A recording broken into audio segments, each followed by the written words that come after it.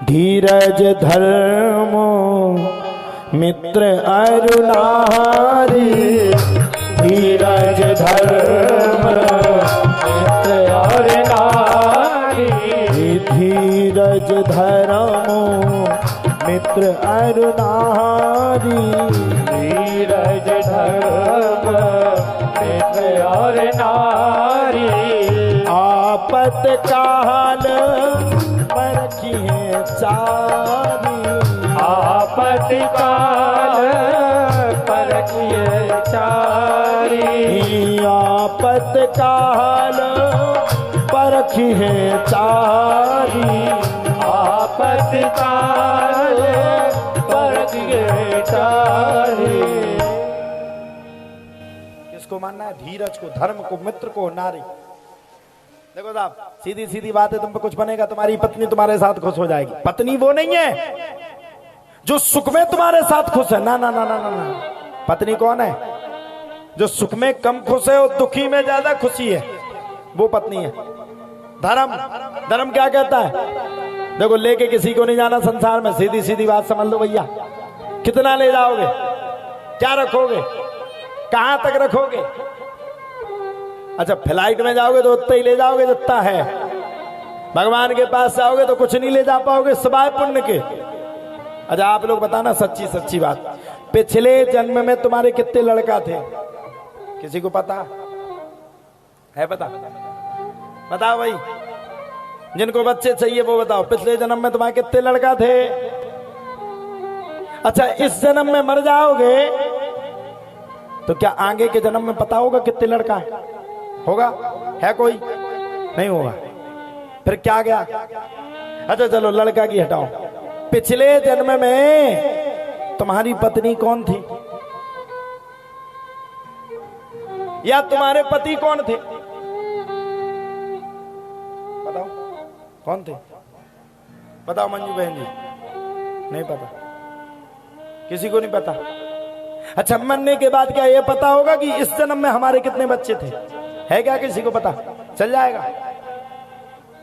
पूरी जिंदगी कमाएंगे, रखेंगे, पूरा पैसा एक एक रुपए जोड़ जोड़ करके रखेंगे, एक एक रुपए के लिए पूरी जिंदगी भर चीज पना बताएंगे, बच्चों को बच जाए, बच्चों को बच जाए, बच्चों को बच जाए। और मरने के बाद या मरने से पहले जब बहू घर में आ जाती है और तुम्हारा बच्चा देख लेता है कि पिताजी अब किसी काम के नहीं बचे, तो वही बालक तुम्हें घर में तड़पा तड़पा करके मार देता है। ये है माया। इसको कहते हैं माया, इसको कहते हैं प्रपंच, इसको कहते हैं लीला। और सही सच्चा सुख कहाँ है? कहाँ है सही सच्चा सुख? देखो, कोई साथ जाने वाला नहीं है। आज हम अगर सोचते हमारी पत्नी, हमारे बच्चे, हमारा घर, हमारा ना ना ना ना ना ना, परिवार है उसका कर्तव्य करेंगे, गृहस्थ है उसका कर्तव्य करेंगे, लेकिन तुम कहोगी उनके लिए समर्पण हो जाएंगे, तो इतना मेरे लिए टाइम नहीं है मैं उनके लिए समर्पण हो जाऊं। एक एक मिनट, एक एक पल, एक एक सेकंड मैं सिर्फ और सिर्फ अपने संकट मोचन के लिए तैयार हूं।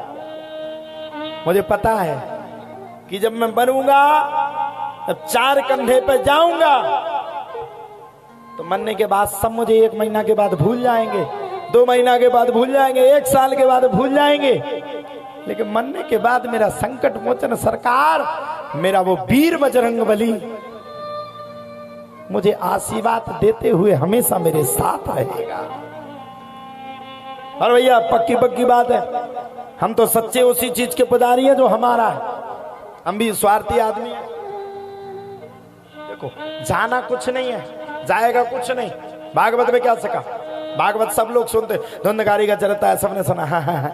देखो तो कितना दुष्ट हुआ उसका लड़का, धुंधली का लड़का, कितना अपनी नहीं सोचते। अगर आपके कर्म, आपका सत्कर्म, अब जाना कौन? धीरज, धर्म, मित्र, अरुणारी, ये 4 सूत्र हैं आज के। भागवत में सुना, धुंधकारी, अरे राम नाम, कितना दुष्ट लड़का।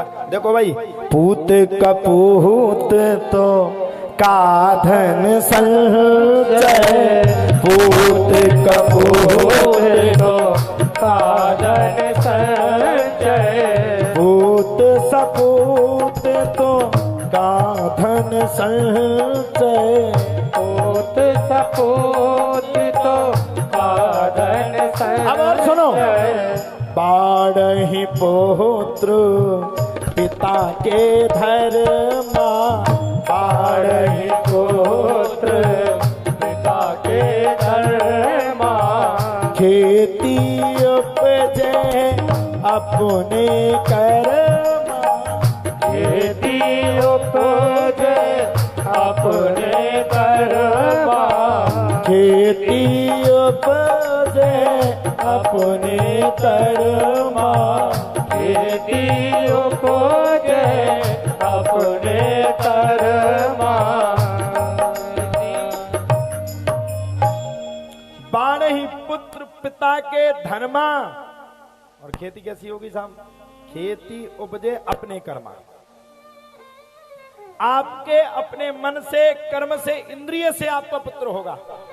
अब जिंदगी में कोई पुण्य ना किए हो, जिंदगी भर पाप किया हो, पाप की गठरी बांध करके रखे हो, जिंदगी में पंजू का पुण्य ना किया हो, और सोचो लड़का डीएसपी बन जाएगा, लड़का कलेक्टर, ना ना ना ना, धुंधली का पुत्र जैसा धुंधकारी बना तब वो भी एक दिन धुंधकारी बन जाएगा। बुढ़ापे में इतनी मार मारेगा, सीधा कर देगा। इसलिए सूत्र ये कहता, आज का सूत्र ये कहता है, आज का सूत्र बड़ा प्यारा सूत्र है। आज का सूत्र क्या कहता है? अगर पुत्र भी अगर धर्म के विमुख हो रहा है तो उसका भी परित्याग कर देना चाहिए। अगर पुत्र भी राक्षस योनि में जा रहा है, पुत्र भी अगर राक्षस बन रहा है, भैया 1 मिनट में उसका त्याग कर दो, मैं तुम्हारा साथी नहीं। धर्म न धूसर सत्य समान। धर्म से बड़ा कोई सत्य नहीं है संसार में, कोई सत्य नहीं। और जो होता है वो अच्छे के लिए होता है। संसार में जितनी भी घटना घटती वो अच्छे के लिए होती। एक राजा था, राजा के साथ एक सिपाही रहा करता था। राजा गृहस्थी था। कुछ समय के बाद राजा की धर्मपत्नी मर गई, तो जो उसका वो सेना नायक था, उसने कहा जो होता है वो अच्छे के लिए होता है।